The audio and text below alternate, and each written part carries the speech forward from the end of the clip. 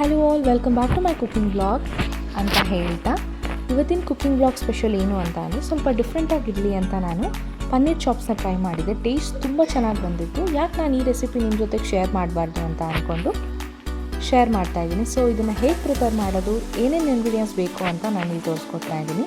ಮೊದಲಿಗೆ ಒಂದು ಕಡಾಯಲ್ಲಿ ನಾನು 2-3 ಟೇಬಲ್ ಸ್ಪೂನ್ ಆಯಿಲ್ನ ಅಪ್ಲೈ ಮಾಡ್ಕೊಂಡಿದ್ದೀನಿ.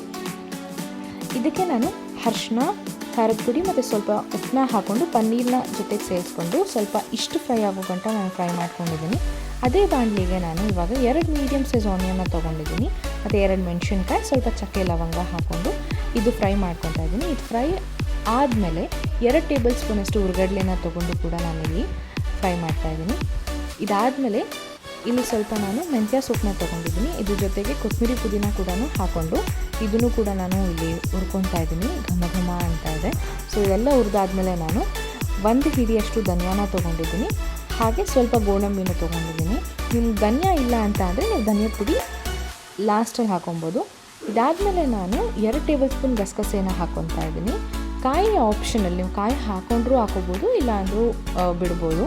ಕಾಯಿ ಹುರಿದಾದ್ಮೇಲೆ ನಾನು 1 ಟೇಬಲ್ ಸ್ಪೂನಷ್ಟು ಜಿಂಜರ್ ಗಾರ್ಲಿಕ್ ಪೇಸ್ಟ್ನ ಹಾಕ್ಕೊಂಡು 2 ಟೊಮೆಟೊನ ಲಾಸ್ಟಲ್ಲಿ ಹಾಕ್ಕೊಂಡು ಸ್ವಲ್ಪ ಫ್ರೈ ಮಾಡಿ ಇದನ್ನು ನಾನು ಫೈನ್ ಪೇಸ್ಟಾಗಿ ಗ್ರೈಂಡ್ ಮಾಡ್ಕೊಂಡಿದ್ದೀನಿ.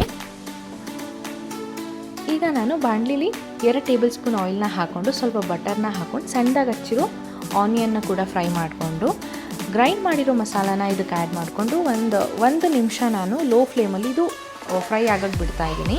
ಅದಾದಮೇಲೆ ನಾನು ಸ್ವಲ್ಪ ಕನ್ಸಿಸ್ಟೆನ್ಸಿಗೆ ನೀರನ್ನ ಆ್ಯಡ್ ಮಾಡಿಕೊಂಡು 2 ಟೇಬಲ್ ಸ್ಪೂನ್ ಚಿಕನ್ ಮಸಾಲಾನ ಆ್ಯಡ್ ಮಾಡ್ಕೊಂಡಿದ್ದೀನಿ.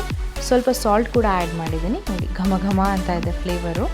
ಸೊ ಇವಾಗ ಕುದಿ ಬಂದಮೇಲೆ ನಾನು ಫ್ರೈ ಮಾಡ್ಕೊಂಡಿರೋ ಪನ್ನೀರ್ನ ಆ್ಯಡ್ ಮಾಡ್ಕೊಂಡಿದ್ದೀನಿ.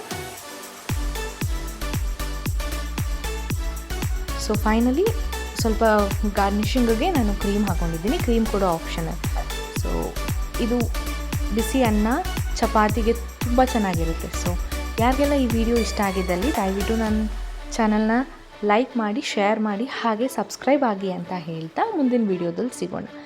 Until then bye, have a good day.